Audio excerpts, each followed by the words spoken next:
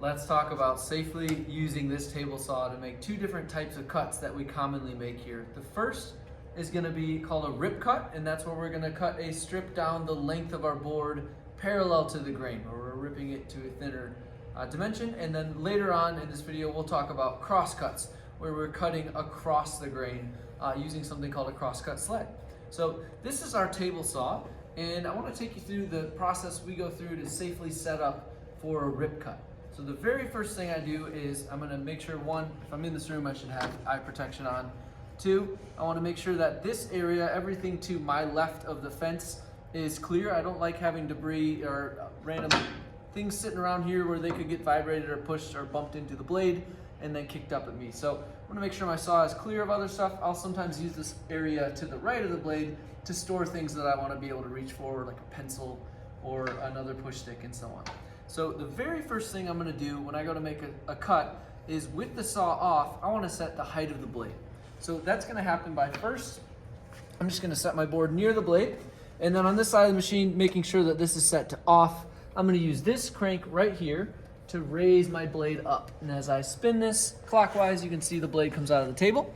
And so I'm looking for the bottom of that trough on the highest tooth. I want it to be right about there, right about 4 millimeters above the top surface of my board. And that's going to vary depending on the thickness of your board. So I set that based on whatever board I happen to be cutting. With that set in place, I can now start to think about the width of my cut. So this fence is locked into place right now. If I want to move it, I just pull up on this big red handle and I can slide it from side to side while keeping it parallel to the blade. So I can either eyeball this and say, yeah, maybe I just want a strip that's quite thin or maybe a little thicker, or I can measure it using this little guide right here with a bubble window. So if I wanted a 1-inch wide cut, I would just line that up with the 1-inch mark and then lock my fence down. The way I lock it in place is the opposite. I just push down on the red handle, and now it doesn't want to move side to side. So if I want my piece that's going to be on the right side of the blade to be 1 inch wide, I'm set up for that. I've got my correct blade height first. Now I've got the width of my cut. Now I need to think about, how am I actually going to get this wood safely through the blade without getting my hands involved in the mix. So my favorite way is to use this yellow thing here that you see in most wood shops. This is called a Grripper, and it's an excellent, really versatile tool for making rip cuts on a table saw. So right now I can check and I can see that this main part of the body of the Grripper is just barely narrower than my board. So I don't even need this extra piece over here. This L-shaped piece can move up and down. We'll get to it in a minute. I'm going to leave it either up in the air out of the way, or I can take it completely off by loosening these two green screws and just set it over here out of the way. But for now, since my Grripper can fit all the way on the board, again with the saw completely off, I'm going to slide up and just make sure that that blade is going to pass through this tunnel. Now this Grripper has a movable middle foot. I can loosen these two green screws and then use both hands to slide that. And this is to accommodate lots of different types of cuts on boards of different thicknesses. So the number one thing is I want to make sure that that blade is always going to pass through one of the two tunnels created by this without crashing into my Grripper and cutting into it. So it's designed so that if you do crash into it, it should just cut through it. But we want to, take care of our things and not damage them if we can help it. So I've got the Grripper down on my piece of wood. It's against the fence. I just do a little practice slide and make sure it's going to cleanly pass through. And that's pretty much it for making a rip cut. In terms of setup, I've got the correct blade height. My fence is locked in place, the correct width away from the board.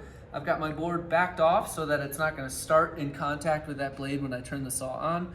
And then I'm going to start my Grripper near the back of the board against the fence. And when I go to push this through, I'm going to put a little bit of downward pressure and just the slightest bit of fenceward pressure, but not much. I'm just going to guide this straight through the blade. So there's a couple things that have to happen before we can actually turn this on. One, I want to make sure I've got dust collection active, so I'm going to open that blast gate right there. And then in our wood shop, we have a major dust collection system over here. I can just hit the green button to turn it on. You'll hear it engage. The dust collection on. I've got my eyes protected. At this point, I could throw on some hearing protection, like these big yellow ears that we've got. And then if you'll come around here, I'll show you how to actually turn on our stop saw. So first step is going to be to flip that power switch up, and we're going to see some blinking lights. So this is kind of where the saw is going through, waking up and doing its little internal checks. We're waiting to see a solid green light only, so we can't turn it on until that red light stops blinking. At this point, the saw is ready to turn on. So the way we start and stop the blade is by pulling out on this red paddle. That'll start the blade spinning. If I push it in, it'll stop. The reason it's at this height is it's right where my knee is gonna hit. Most of the time when we use this saw, we wanna turn it off with our knee. The reason for that is that when I finish making my cut, my hand's gonna be over here with the spinning blade. I don't really wanna look away while my forearm is above a big spinning saw blade to go try and reach under the table and find that paddle. So what's much safer to do is keep my eyes here where the danger is and use my knee to hit that button. Even if you miss your first time, just kind of wheel around a little bit till you hit it. There's nothing bad down there that you can hit with your knee on accident that's gonna cause more danger. All you're gonna do is turn the saw off. So I pretty much always, when making grip cuts, I'm gonna use my knee instead of my hand to turn it off. So with all those safety checks in place, I know that I'm ready to make my cut. I'm throw my ears on. I'm gonna make sure this is snug against the fence and start the blade. Let it get fully up to speed, it only takes about a half second. I'm gonna keep my left hand out of the equation. Right hand is plenty to guide this through.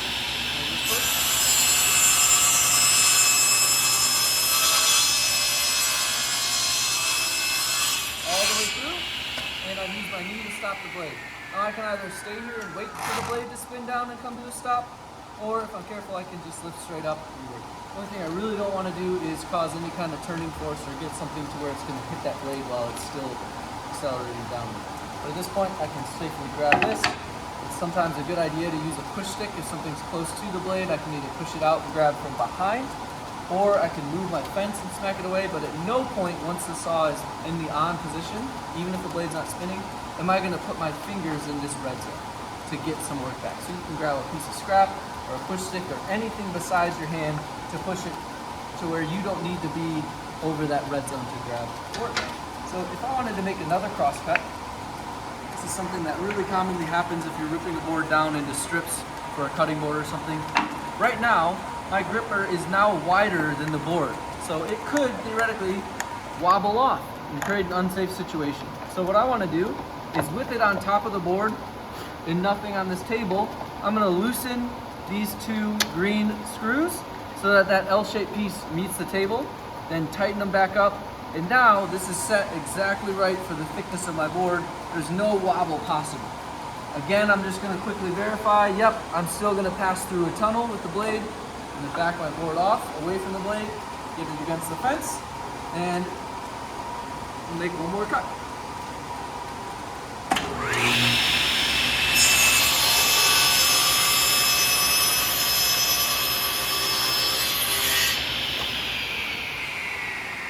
It's okay to let that fall. No big deal. I'd rather have wood fall than you reach suddenly toward a spinning blade to try and stop it from falling. It's not going to hurt your wood to fall a couple feet onto the ground. If you have a long board, you can always use some outfeed support, but for a short board like this, really no harm done. Now the reason that we needed this L-shaped piece on the second cut and not on the first is because our board was skinnier on the second cut because we had cut some off already. At this point, our board is really quite skinny. In fact, you can see we're only going to cut off, our offcut's going to be quite small. That's no problem with the gripper. I've still got this foot on top of the board and then this L-shaped piece keeping me from having any wobble. So I could safely make a third rip cut on this board at the same thickness and there'd be no problem, even though we're just supporting on that side of the board. So that's kind of how we make small rip cuts. I'm going to turn this off for a moment. How we make small rip cuts on this table saw for really large boards, rather than trying to handle them through where they're kind of bulky and awkward. We'll typically lay them down over there and use a track saw instead. Most of the rip cuts we do on our table saw are on small enough boards that you can comfortably handle them with a single person. Now let's talk about crosscuts. Let's say I've got my 1 inch wide strip and I want to cut chunks off of it this way. It's really unsafe to try and push this through the table saw like that. There's just so much room for it to wobble side to side because my board is much wider than it is long in this orientation. So this is not an okay way to make a crosscut at any point in this wood shop. Instead, what we're going to do, again, I've got the saw off, is I'm going to move my fence way out of the way and I'm going to install our crosscut sled. So that tape comes in 2 pieces. Here's one of them, and you can see underneath there's this little piece that's gonna slide into this miter slot. So I'm just lining that up by eye, and then gently sliding that into place onto the table. You can see it goes right next to the blade. It's already been cut perfectly by this saw so that there's 0 clearance, and it slides freely back and forth. It's a good idea to blow sawdust out of these before you install it. And then there's a second piece that supports the offcut. This can be optional based on what you're doing, but this piece is going to go into this second miter cut gauge.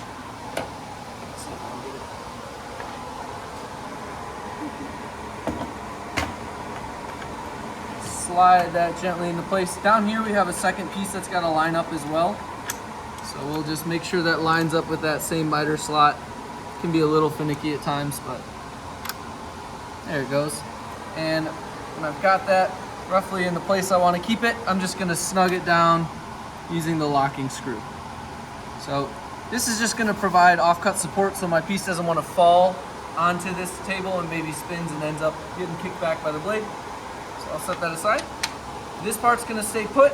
This part's going to slide back and forth as I make my crosscut. Now, I set this blade to the correct height earlier, but now that it's up on the crosscut sled, it's not at the same height anymore. It's been lifted off the table a bit. So the easiest way is to set it right next to there, and now I've got to readjust. I'm going to add a little more exposed blade. It looks like we're right about the correct height there. And with my crosscut sled, I can either use a stop block to get repeatable length crosscuts, or if you're just eyeballing, right, this would be enough. I can keep my hands far away from the blade this way, holding it to the fence and then pushing through, or let's go ahead and set up that repeatable stop block. So that's just this little piece here. It's going to drop in. I may have to actually pop that off real quick. But it's just going to drop into this little slot, onto there. We can tighten it down. So let's say that I wanted to have some 2-inch crosscuts. I'm going to line up my little viewfinder there right with 2 inches and tighten this down. So that's going to allegedly give me a 2-inch offcut. I haven't checked yet how accurate that is. But I'm going to loosen this up so that I can get, actually we're good there. No need to loosen that. Now what I can do is push my wood until it touches this slot, this stop block. And now when I push it through, the board will be shorter, I'll just slide the next one through and so on. One thing I never want to see you do is replace this piece with the fence. You're thinking like, oh, I can just set the fence 2 inches away and make my crosscut that way. The reason we don't want to run along the fence the whole time we're pushing this through is if our fence was a little bit out of square, for example, if it were like this, tilted, that's an exaggeration, but out of square, as we keep pushing further and further, this is going to be in a narrowing channel, which is going to cause it to pinch the offcut slide between the fence and the blade, can create a really dangerous situation called binding, which can create kickback. So instead, when we're making crosscuts, our stop block intentionally is much shorter than the fence. It's only down here so that it's not in play by the time we get to the blade. So never make crosscuts with your fence touching this offcut piece of wood. With all that being said, we can turn our saw back on, wait for it to go through its startup sequence. It's a good time to put some hearing protection on.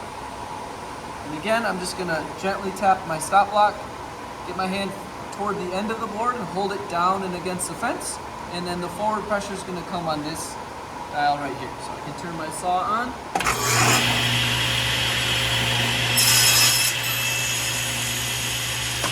And off. Now, I know we can't see the red zone, but that's much too close to the blade to reach in for. So again, I'm gonna grab my push stick and just knock it out of the way. I can set my offcut over to the side of the fence where it can't become involved on accident. And then we'll just push this against the stop block and make another cut of the same length.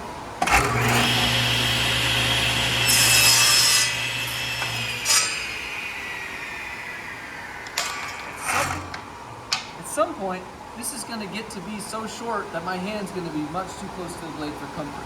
At that point, I either need to switch to a longer piece of wood, but if that's not available, I can grab a clamp and clamp it to this fence rather than putting my hand in this danger zone.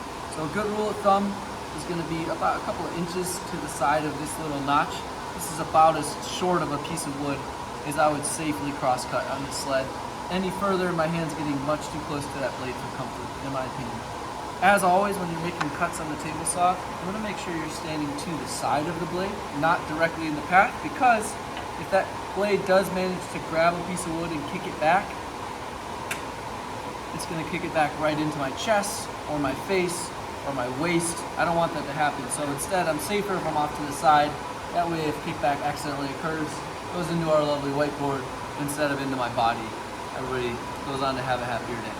So that's the basics of making a rip cut and a cross cut on this sled. There are plenty of other uses we have for the table saw, including mitered cuts and beveled cuts where we actually tilt the blade. But that's the basics that gets you to be able to use our table saw safely.